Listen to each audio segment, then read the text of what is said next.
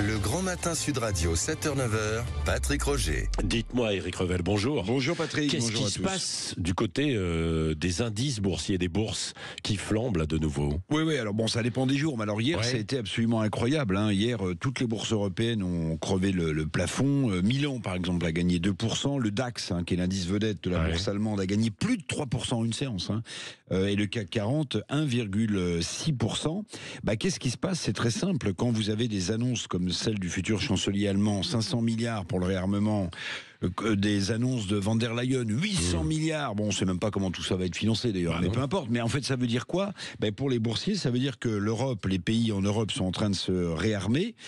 Si Trump se désengage de l'OTAN, si la menace russe, telle que le président de la République nous l'a vendue hier, est vraie, qu'est-ce qui se passe? Ça veut dire que toutes les valeurs de défense, les valeurs industrielles sont recherchées par les investisseurs qui se disent, tous ces plans, ils vont servir à quoi? Ils vont servir à investir dans la défense, donc dans ces boîtes-là. Donc, ils achètent leurs actions. Oui, donc ces valeurs d'armement, on le vend en poupe, sont en hausse.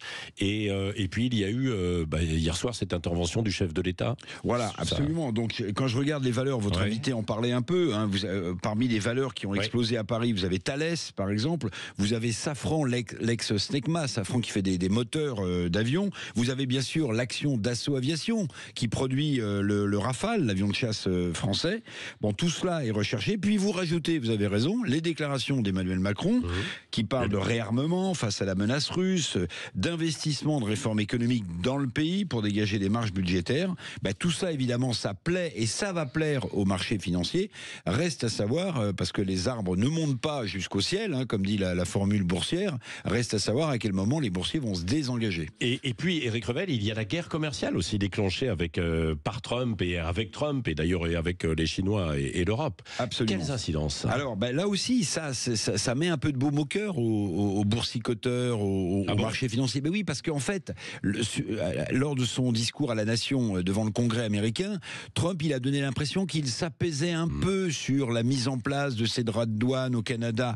Donc, les boursiers, eux, qui achètent et qui gagnent de l'argent quand ça monte et quand ça baisse, il faut que ça bouge, la bourse.